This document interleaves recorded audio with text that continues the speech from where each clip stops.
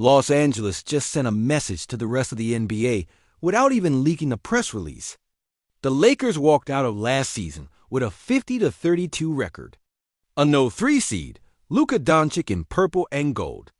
LeBron James still playing at an elite level at 40, and still got bounced 4-1 in the first round by Minnesota on May 1st. We watched Rudy Gobert and their role guys close us out while LeBron finished basically on one leg after a knee scare. And that conversation in the locker room didn't die in the tunnel. It never stopped. It followed exit interviews, it followed summer work, and it's here now with a brand new season just starting. Phones have stayed hot in El Segundo because the front office knows you don't waste a core like this. You don't call a first-round exit growth when you've got champions in the room and a 26-year-old superstar who bends the whole floor. You reload. You adjust. You hunt. What I'm going to do right now is walk you straight into the move that's sitting on the edge of the table. I'm talking about a guard with length, edge, and playoff temperament. A player who can take the ball out of LeBron's hands for stretches without breaking rhythm. A player who can let Luka operate off the catch instead of carrying every single possession. And a player who can actually keep elite Western Conference guards in front for 4 quarters. Not a hypothetical video game build. A real name. A real contract. A real timeline. Before I say the name, I want you to understand why the Lakers are even entertaining this kind of swing. Because when you hear it, you'll realize this isn't a midseason patch. It's legacy management. This is a move that says the franchise is thinking about banners, not box scores in November. I'm going to lay out why this profile fits the locker room we have, what it would cost in terms of money and assets, and what it tells us about how much longer this front office believes the title window is actually open. Let's talk about the roster we're rolling with right now. Because this isn't the same Lakers from 2 years ago.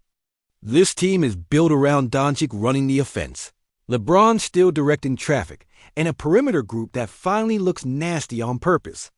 The front office already went and added Marcus Smart on a short team-friendly deal after waiving depth guards to open a lane for him, because they wanted that defensive brain and that edge in the backcourt.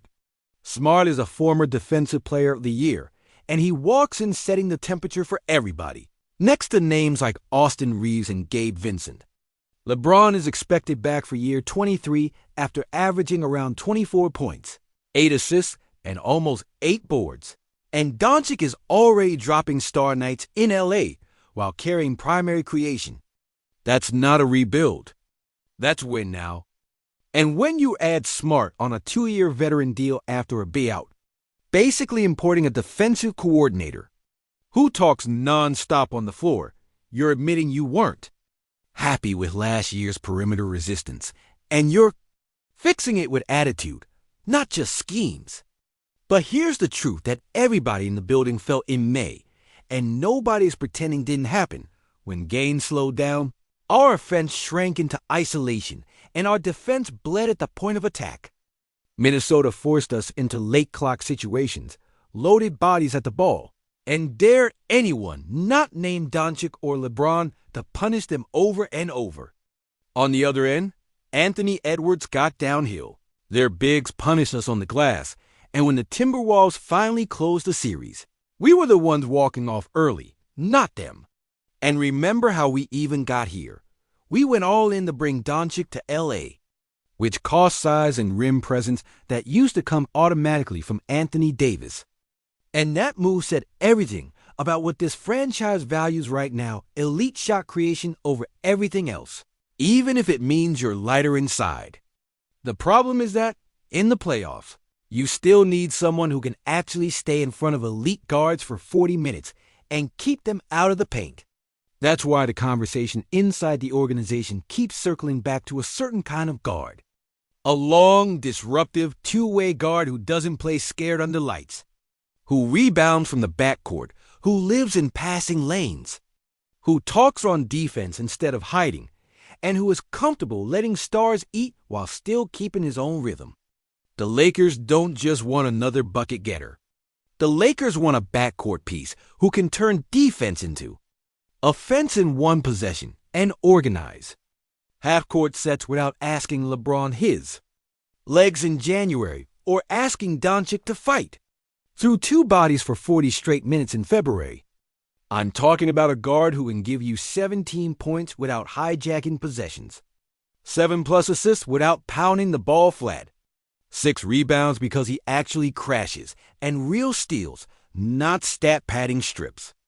A connective guard, a tone-setting guard, a closer who doesn't need the headline.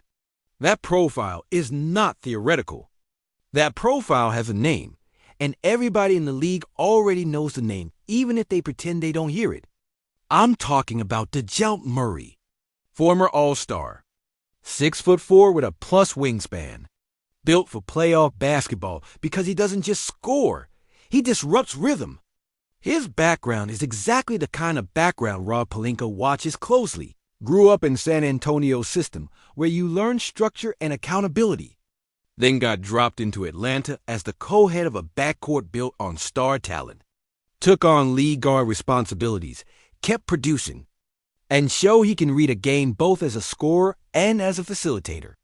This is not a rookie you're hoping will figure it out. This is a proven perimeter engine who has already lived as a primary ball handler and as a co-star, who knows how to navigate ego, spotlight, and pressure. Now, let me remind you how the Atlanta chapter shaped him, because that matters for us. When Murray landed with the Hawks, the pitch was simple. Pair him with Trae Young, create a dual-handler backcourt, and force defenses to pick which creator they wanted to trap. Atlanta paid a pile of draft capital to make that happen, and then doubled down by giving Murray a 4-year extension worth up to around $120 million, with a player option on the back end. That extension locked in real money through the 2027 to 28 window and told the league that this wasn't some short-term rental or trial run. He was supposed to be part of their core. But basketball is not a spreadsheet. The on-court fit between Murray and Trae never fully became the nightmare it was supposed to be. The Hawks struggled to defend consistently. They hovered in that dangerous middle where you're not tanking, but you're not scaring anybody. And pressure built fast for the front office to choose a direction, not just keep selling the same promise. That decision came down hard. Atlanta finally broke up that experiment and moved Murray, getting young defensive talent, veteran depth, and future first-round picks. New Orleans stepped in and said, "We'll take the shot on a two-way guard in his prime. We'll pay the money. We'll bet on his ability to organize an offense and pressure the ball." For the Pelicans, it made sense. They needed a real initiator who could protect the ball and defend bigger guards. For Murray, it meant to return to the Western Conference spotlight, where every possession gets national attention. And it wasn't cheap. The Pelicans sent out players like Larry Nance Jr. and Dyson Daniels, plus multiple first-rounders, including Lakers draft capital, to pry him loose. That tells you how high the league still is on this guy. For everyone watching, it also meant Atlanta had basically admitted the Trae and Dejounte backcourt wasn't the answer, and his price in the right deal was legit, not fantasy. And here's where things went from interesting to complicated. In New Orleans, Murray produced exactly what his scouting report promised. He put up roughly 17.5 points per game, about 7.5 assists, 6.5 rebounds, and multiple steals a night. That's a guard dictating pace, cleaning the glass against wings, starting transition, and creating lev ball turnovers. He looked like the stabilizer you extend and build around. Then came the hit nobody wanted, an Achilles tear against Boston in early February, after a season where he'd already dealt with a broken hand. This is a player who has fought through major injuries before. He lost an entire season in San Antonio with an ACL and always found a way back. But an Achilles is different. The injury ended his year instantly and forced the Pelicans to ask a brutal question. Are we comfortable tying future cap space to a high-usage guard? Who's rehabbing a lower leg rupture right now? That's the window the Lakers are staring through, and this is where it gets serious. As of this week, Murray is still listed out as he finishes his Achilles rehab.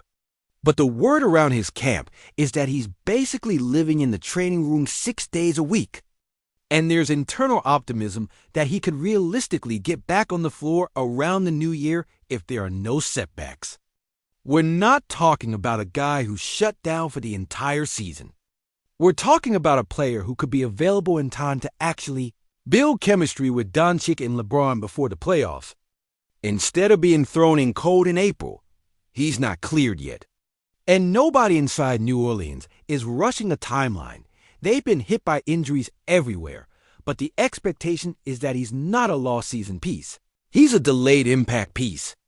And that detail matters for a team like the Lakers, because every LeBron year from this point forward is urgent and non-refundable.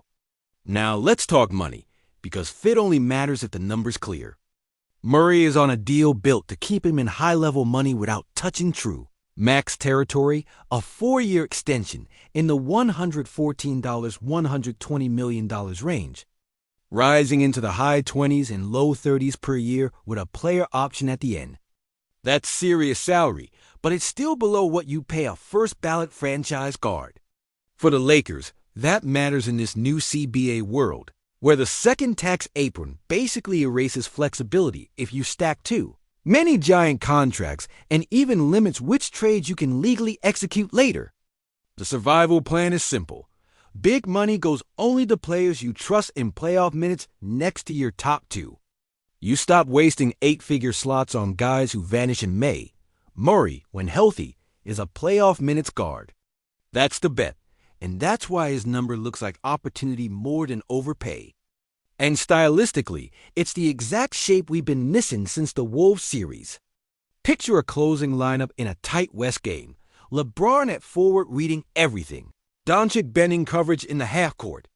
Marcus Smart hounding the other team's best guard, and yes, number Anthony Davis back there to erase mistakes at the rim, so guards have to contain the dribble. Now slide Murray in as secondary initiator who can defend, rebound, and run pick and roll without needing the offense built around him. He can force switches with Doncic screening, hit that pull-up he loves in the middle of the floor, or grab a board and take off before the defense is set. Smart gives you volume and voice, yelling coverages and calling out actions. Murray gives you control, tempo, poise. That's exactly the kind of body you throw at Jamal Murray, Anthony Edwards, Devin Booker in late April, guys that ended seasons for people. Some people are going to say, why chase a guy coming off an Achilles tear? Why not wait and protect assets? Here's why that thinking doesn't match where the Lakers are. LeBron is 40 and still putting up all-NBA numbers, mid-20s in points, around 8 assists, close to 8 rebounds, and he's expected back again even after finishing that. Wolves series banged up and having scans that said he would have missed time if we kept going. Doncic didn't arrive to develop quietly. He's already dropping big nights and running an NBA offense on command. This window is not wide and the West isn't gentle. Minnesota just sent us home. Denver is still Denver, and every serious Western team is stacking two-way guards. The front office already proved urgency when it brought in Marcus Smart and reshaped the guard room, waving guys to clear space. When a team behaves like that after a first-round exit, that's intent, not panic. That's a franchise saying, we are not punting a season just to feel safer in July. Now, of course, nothing like this happens for free. New Orleans has to decide what it wants to be, not in theory but in practice. When Murray went down, that team was already sitting in a bad record and dealing with injuries across the roster. And they had to ask themselves if tying big long-term money to a high-usage guard coming off Achilles surgery is smart for their timeline. Remember, they already paid to get him, flipping meaningful draft picks and veteran pieces to pry him loose in the first place, so they're not going to just hand him away for a feel-good story. But this is where the Lakers become dangerous, because this franchise has a history of convincing other teams to think short-term while we quietly play long-term. If the Pelicans start valuing future picks and salary relief more than immediate guard help, that's when a serious conversation can happen. And that's when this rumor stops being rumor and turns into negotiation on a live line. Let me end it like this. Just me and you. The name circling our orbit is Dejounte Murray, former Atlanta Hawks star guard. Now in New Orleans, rehabbing an Achilles, signed to a contender-style contract, and built to play playoff basketball on both ends. If the Lakers make that move, it's not for jersey sales. It's because they believe a healthy Murray next to Doncic, LeBron, Smart and the rest turns a fun 50-win team into something mean in May. A group that doesn't blink when the game slows down and doesn't fold when an elite scorer smells blood. I want your read. Would you pay the price for Murray knowing the medical? Knowing the contract? Knowing how small LeBron's window is right now? Or would you sit tight and gamble on internal growth fixing what killed us in round one last time? Drop your answer below and send this to the next Lakers fan in your group chat. Stay locked on Lakers News Fan Report. Turn on notifications and stay close, because this front office is acting like the clock is already ticking.